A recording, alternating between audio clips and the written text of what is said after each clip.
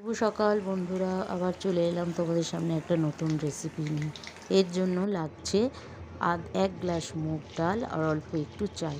এইটাকে ভালো করে 6-7 ঘন্টা ভেজানোর পর আমি পিষে নিলাম। দেখো ঠিক এরকম পিষতে হবে, বেশি গাঢ়ও না বেশি পাতলাও না।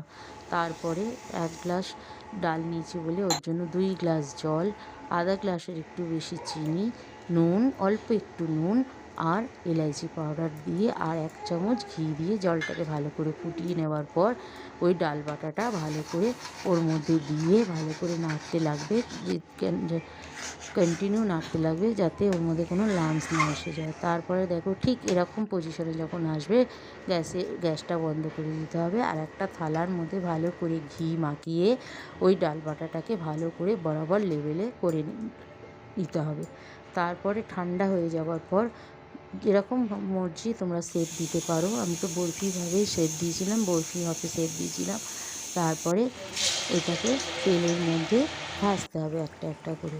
তেলটা ভালো করে গরম করে নিয়ে তারপর সিমে করে দিতে হবে।